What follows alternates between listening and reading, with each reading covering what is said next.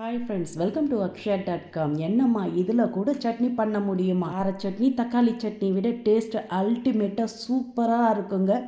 இப்படி சுவையாக செஞ்சிங்கன்னா ஊற்றி சாப்பிட மாட்டாங்க, கரைச்சி குடிப்பாங்க. வாங்க இன்னைக்கு சுரைக்காய் வச்சு ரொம்ப ரொம்ப டேஸ்டியான ஈஸியான ஒரு சட்னி ரெசிபி எப்படி செய்யறதுன்னு பார்க்கலாம். அதுக்கு நான் சின்னதாக ஒரு சுரைக்காய் எடுத்திருக்கேங்க. இதோட எடை 200 கிராம் அளவுக்கு தான் இருந்தது.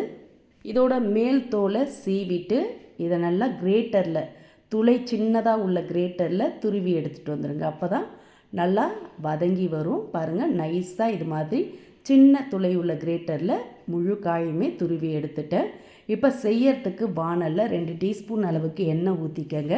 எண்ணெய் சூடானதும் 1 டேபிள் ஸ்பூன் கடலைப்பருப்பு, 1 டேபிள் ஸ்பூன் உளுத்தப்பருப்பு சேர்த்து பருப்பெல்லாம் செவந்து வரட்டும். இது மாதிரி செவந்து கலர் மாறி வந்ததும் இதோட ஒரு 4 வரமிளகாய், 2 காஷ்மீரி சில்லி மிளகாய் சேர்த்துக்கங்க. அப்போ தான் நல்ல கலர் கொடுக்கும். கூடவே சின்னதாக ஒரு வெங்காயம் கட் பண்ணி சேர்த்துக்கங்க. கூடவே சின்ன துண்டு இஞ்சி சேர்த்து லைட்டாக கலந்துக்கங்க. ரொம்பலாம் வதக்க வேண்டியதில்லை. லைட்டாக கலந்துட்டு இதில் துருவி எடுத்த சுரைக்காய் எல்லாத்தையுமே சேர்த்துக்கங்க. சின்ன கோலி குண்டு சைஸுக்கு புளி, ஓடுநார் இல்லாத அளவுக்கு பார்த்து சேர்த்துட்டு நல்லா கலந்து விட்டுக்கங்க.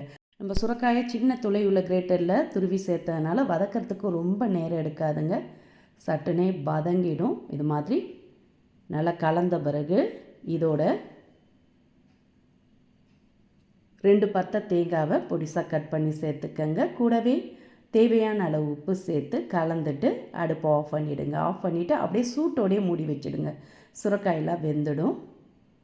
அப்படியே சூட்டோடையே மூடி வச்சு லைட்டாக ஆறினதும் திறந்துடுங்க.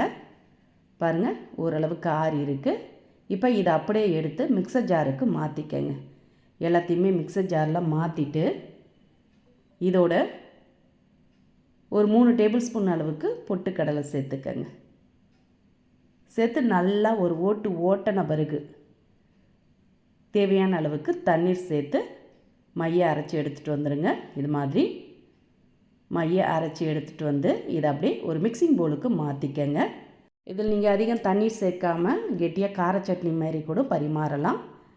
இட்லி தோசைக்கெல்லாம் கொஞ்சம் தண்ணியாக இருந்தால் நல்லா இருக்குன்னா மிக்சர் ஜாரில் கொஞ்சம் தண்ணீர் ஊற்றி அலசி ஊற்றி கலந்துக்கங்க. கலந்துட்டு இதில் நார்மலாக நம்ம தாளிப்பு சேர்ப்போம்ல, அந்த தாளிப்பை சேர்த்து கலந்தும் பரிமாறலாம். இட்லி, தோசை, சப்பாத்தி, பூரி, ஆப்பம், இடியாப்பம் எல்லாத்துக்குமே சூப்பராக ஒரு அருமையான சுரைக்காய் சட்னி காரசாரமாக அட்டகாசமாக இருக்கும். கண்டிப்பாக ட்ரை பண்ணி பாருங்கள்.